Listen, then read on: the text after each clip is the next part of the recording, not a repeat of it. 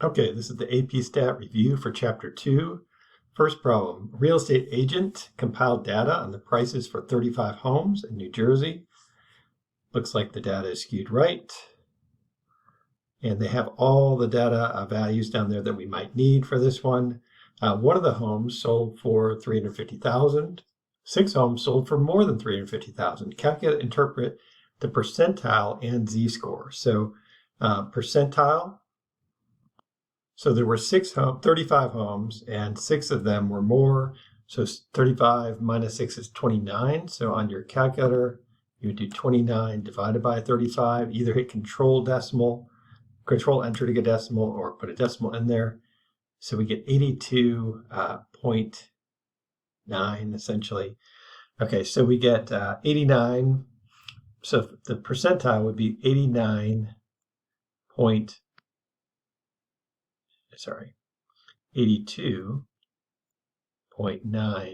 percentile. Okay, so to say that in context, it would be approximately 82.9% of the homes sold for $350,000 or less. It's important to put the context there, use units like dollars in this case, and that's great. To find the z-score, you just need the number. So I'm just going to do 350, put it in terms of thousands. So let me get a fraction, control divide. 350 minus the mean of 260.8 over the standard deviation of 145.6, and we get 0.612. So in context, this home's the sale price for this home is 0.61 standard deviations above the mean. You want to tell the direction when you write that sentence. It's hard for me to write, so I'm just verbally telling you. Okay, so what value is the best measure of center? So because it's skewed right here, the better measure is median. If they ask about spread, median and IQR always go together. So median, IQR, they did not ask about that. Why would you use the median? Because it's skewed right. If it was approximately symmetric, you would use the mean and standard deviation. Mean and standard deviation kind of go together, just like median and IQR go together. So we would definitely use those measures of center, again, because of the skewness there. Okay, next question. This one looks pretty straightforward. The weight of 2017 NFL quarterbacks had a mean of 222.9 and standard deviation 10.6. But centers are probably a lot bigger, and they had a mean of weight of 294 pounds and standard deviation 23.5. So a little bit more spread there. Ben Roethlisberger is a quarterback for the Pittsburgh Steelers and weighs 240 pounds. And then Cam is as a center for the Atlanta Falcons and weighs 320 pounds. So which player is heavier relative to his player position? So this one is pretty straightforward. So get out your calculator. You do a fraction to do z-score. So Roethlisberger Ben was 240 minus the mean of 222.9 over the standard deviation of 10.6. Okay, that's his. And then Cam was 320 pounds minus centers have 294 all over a standard deviation 23.5. So we can see clearly Ben Roethlisberger, the quarterback, has a much higher z-score. So you want to say that because 1.61 is more than 1.11, Ben weight is heavier than Cam's relative to each player's position.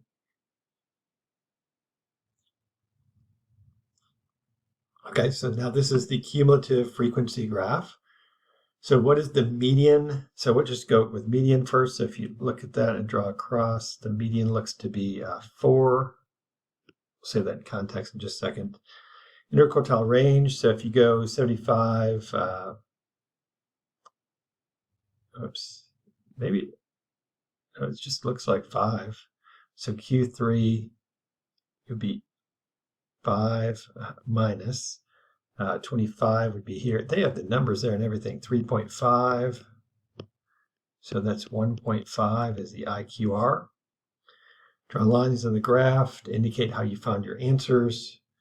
And so on this one,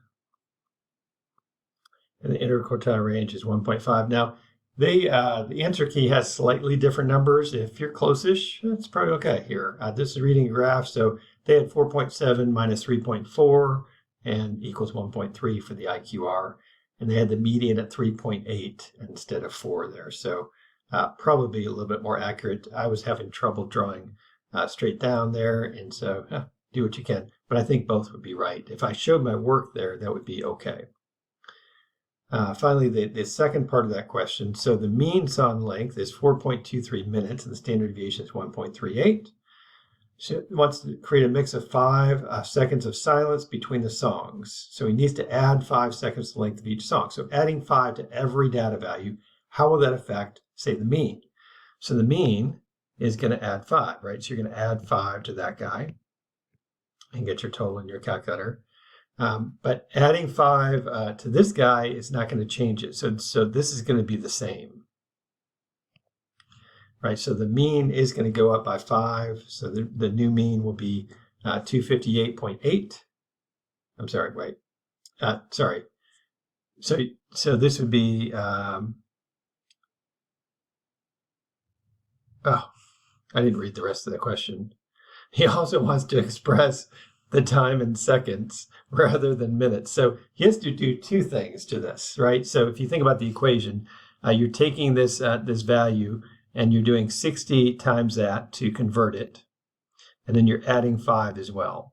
So you're doing both things. You're multiplying and you're adding.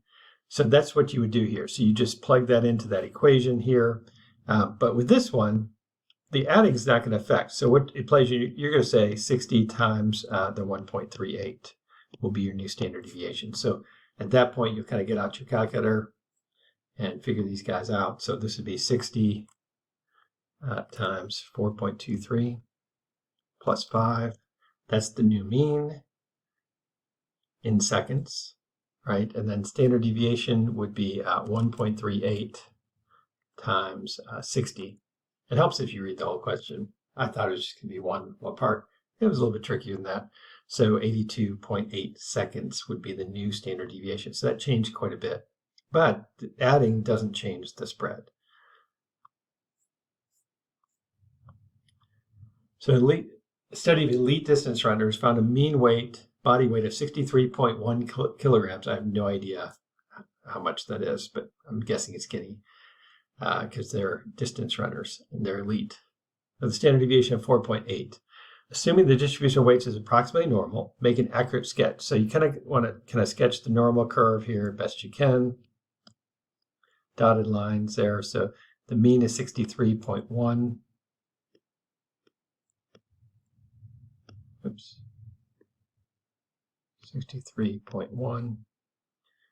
And then if you go over one standard deviation, so you're adding 4.8. What I like to do in my calculator is take that mean of 63.1, press enter, add 4.8, and press enter 3 times. So you get 67.9.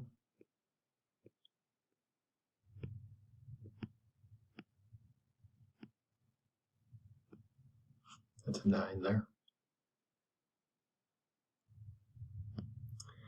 And then 72.7.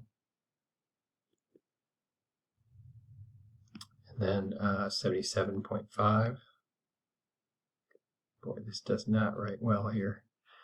And then over on this side, you take, again, 63.1. It's press enter and then subtract 4.8. So 58.3.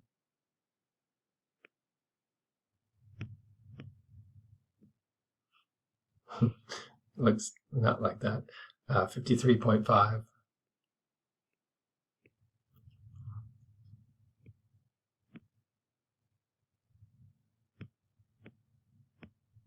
At least you can see them over here at 48.7. Okay. What portion? So to find the portion of runners whose body weight is between 48.7, that's 3 standard deviations below, and 67.9, that's right there. So that's so it really helps to use that, the empirical rule. So this is I really think of this as 34% here and 34%. So 3. So that adds up to 68%. And then to figure out the other parts, and again, it takes, if you take 95 minus that 68%, you get that divided by 2, you get 13.5. So right in here is going to be 13.5. Boy, that's terrible. 13.5. And then if you do 99.7 minus 95 and then divide that by 2, you get 2.35. So this last little section here is, well, it's not really the last section. There's a little section over there that has a little bit in there, but this would be 2.35 on both sides over here as well.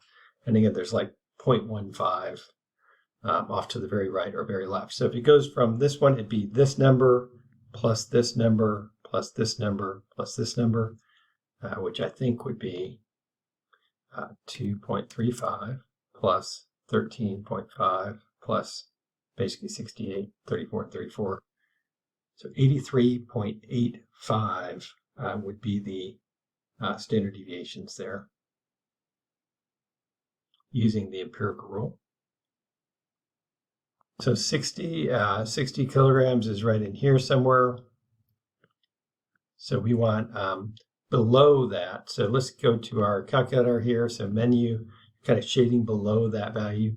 My screen's getting pretty crazy there, so I'm not going to do that. 652. And we want below, so negative infinity does sound good there. 60. And then the mean was 63.1. Standard deviation was, what was it? Let me check for a second. 4.8. 4.8. And that should give us the percentage. So we have 25.9% of runners have body weights below 60 kilograms.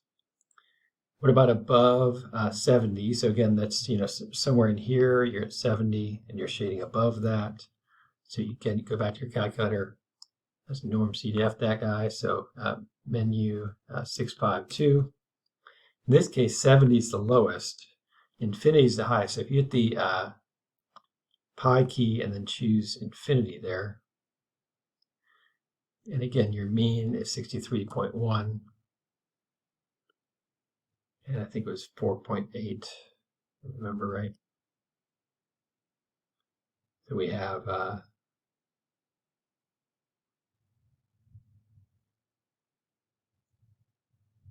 about 7.5% of the runners have body weights above 70 kilograms. Calculate and interpret the 45th percentile. So we have to use the inverse norm command if you're given a percent. That is going off to the left, so 45% or less. So that's what we want. 653 is that one. So you'd say 0.45. And then you'd put in the mean, which is 63.1. And I think it was 4.8 for the standard deviation. It should give you 62.5. So about 45% of the runners have a body weight at or below 62.5 kilograms. Okay, so now we're to almost to multiple choice. Okay, so this one is about the lengths of a whole bunch of white sharks. So looking at the histogram, does that look approximately normal? And so you're looking for three things. Is it unimodal? Yes. Is it approximately symmetric? Yes. Concerned about that gap a little bit, but probably. And then is it unimodal and bell-shaped? Is it bell-shaped? A little weird shaped bell, but I think it's okay to say bell-shaped. So you say those three things: unimodal, bell-shaped, and approximately symmetric. Following the empirical rule. So using the empirical rule.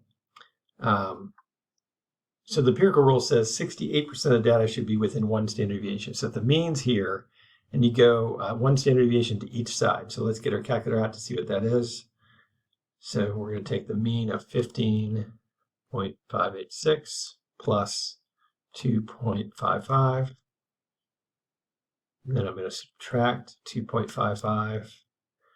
So all the values that are between 18.136, so up until here, and then 13.036, 13.036 here. So all of these values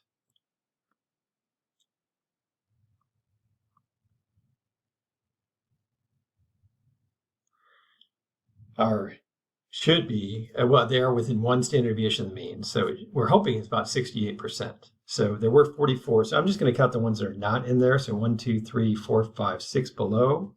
1, 2, 3, 4, 5, 6, 7, 8 above. So 6 and 8 is 14. So if you have 44 minus 14 is 30. So 30 divided by 44 is 68.8. That's pretty good. That's pretty close to 68%. We're not done testing, but that's a good start. If we go one more standard deviation in each direction, so if I take that 2.55 multiplied by 2 and subtract that, you multiply by 2, so it should be between 10.486, right about there, and 20.686, right about there. So all of that's now included. All of that's now included. There's only two numbers that are not included there. So out of the 44, 42 divided by 44, 95 point something there. That's pretty close to 95%. Let's go one more standard deviation in each direction. So I'm going to change that 2 to a 3. Change that to a 3. So it looks like anything bigger than 7.9, yep, that's everything. Smaller than 23 point something, that's everything. So that'd be 44 divided by 44, which is 100%. So to me, we've used both methods here. We've kind of, just to say, hey, can you just look at the graph and say, is that true? And then we even double checked with the empirical rule. So I'm pretty confident we can say this is approximately normal. It's not perfectly normal, but it's approximately normal, which is great. Multiple choice. 5-number summary, okay, for the Psych 001. Last exam was that. Wow. So there's an 18. It's rough. Which of the following best describes the location of the 80th percentile?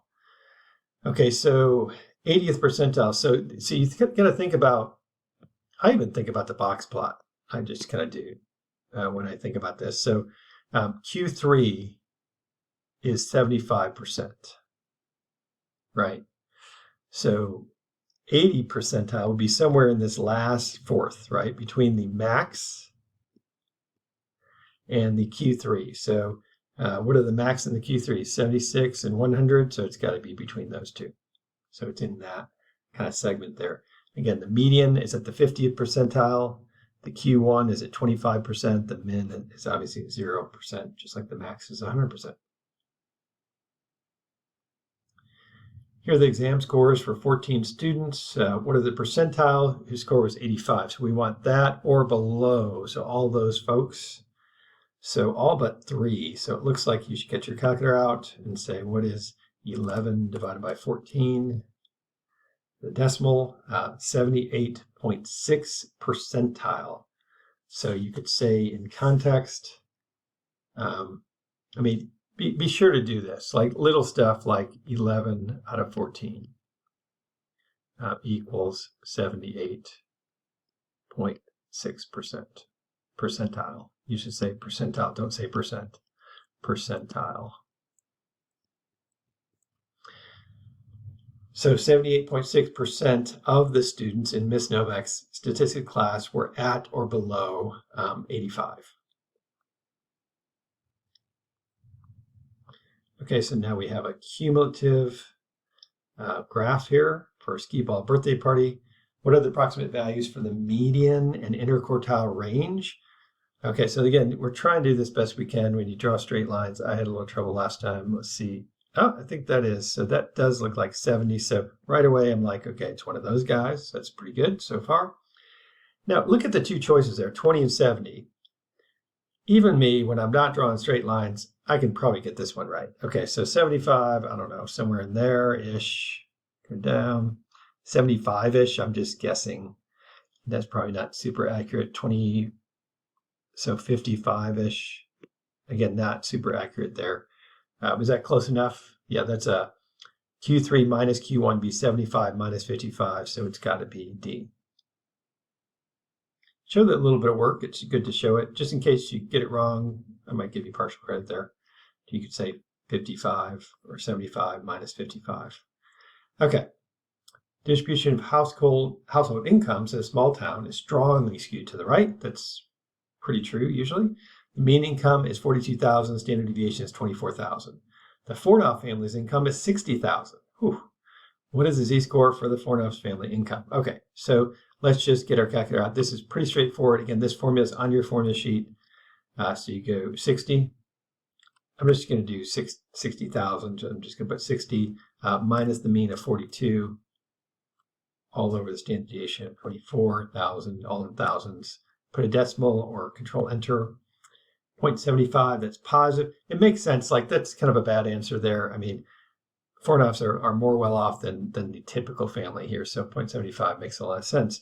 This one is tempting to say E, but you can't use norm CEF unless it's approximately normal. But you can use z-score all day long. No problem. The distribution doesn't have to be normal to do z-score. You need the mean and standard deviation to do z-score.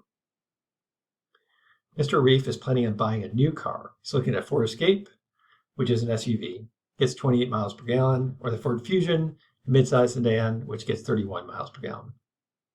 The mean of SUVs are 23, standard deviation is 7.6. Small sedans, 27 and 5.2. Okay, so which vehicle has better relative standing relative to the same style? So we've got to kind of set up the problem according to the type of car and so forth. So let's do this. Okay, so we get, so first let's do the Ford Escape, I guess. So it gets 28. So control divide 28 minus, that's a sport utility vehicle, and the sport utility vehicles get 23 on average with a standard deviation of 7.6. That's for the Ford Escape. The Fusion is going to be 31. So 31 minus, it's typical, it's a small sedan, so 27 over 5.2. Okay, so it does look like the second one, the Ford Fusion, is the better deal. Its z-score is definitely bigger there, so it is doing better. Z-score is greater. So you didn't have to say that the z-scores, it's good to write it there on your paper so I know you did it. Might give you partial credit if you circle a wrong answer but had the z-scores correct or something like that.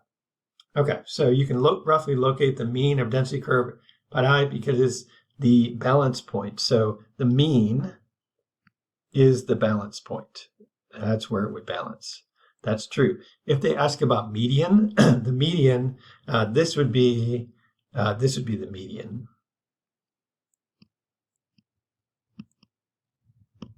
Splits it into two equal parts. The areas are equal essentially there. Okay, so the normal curve below indicates death rates from heart disease per 100,000 people. Okay, the mean and standard deviation. So It's pretty clear the mean is 200 here, so the mean is 200, so we've got one of these for sure. It looks like this should be 3 standard deviations from here to here. That's a distance of 200, so we're going to divide that into 3 parts because there should be like first standard deviation, second, almost all the data is going to fit within 3 standard deviations, 99.7, so that looks about that point. So whatever 200 divided by 3 is would be our answer, which I think is 67, so it's got to be that.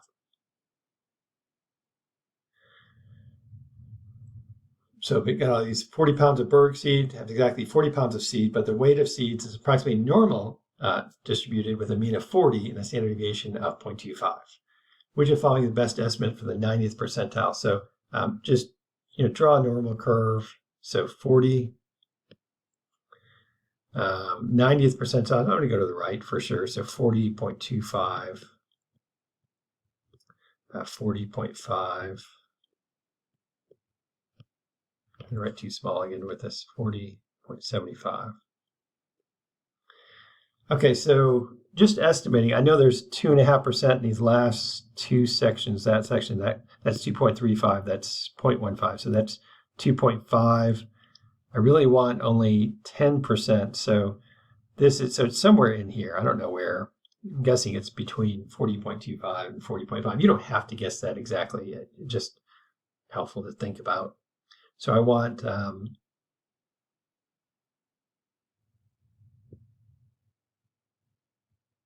we're finding so standard deviation point, which I find best for the 90th percentile. So I guess I should I was going to shade to the left, but so I'm shading left, right? So 90th percentile. So I want 90% to be over to the left of this. We know it's a total of 1.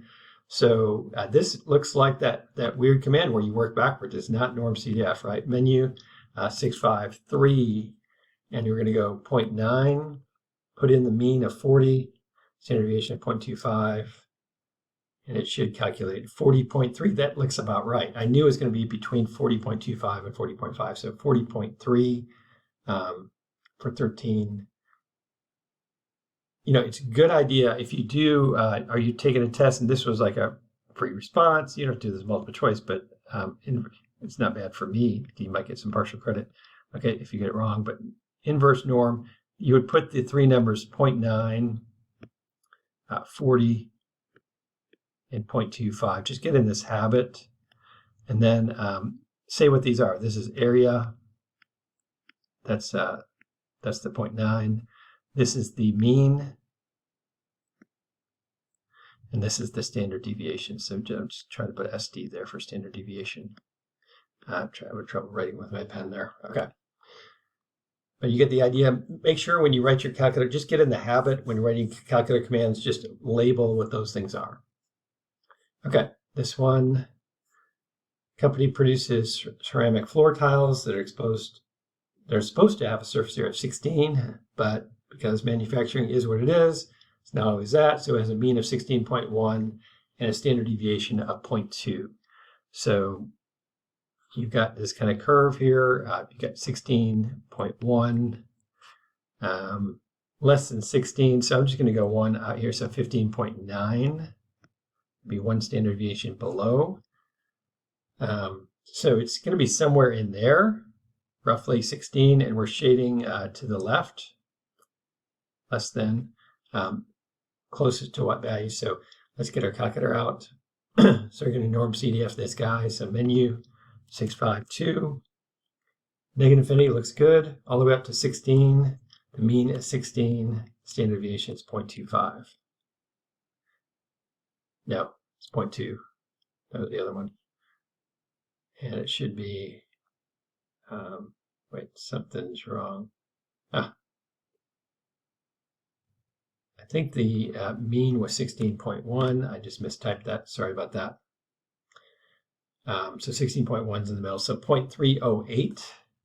So 30.9% of folks, in this case, of the tiles are 16 or less. So again, when you write this command in your calculator, that norm CDF, be sure to put lower, upper, mean, and standard deviation below those. Just get in the habit of doing that. And finally, the last one,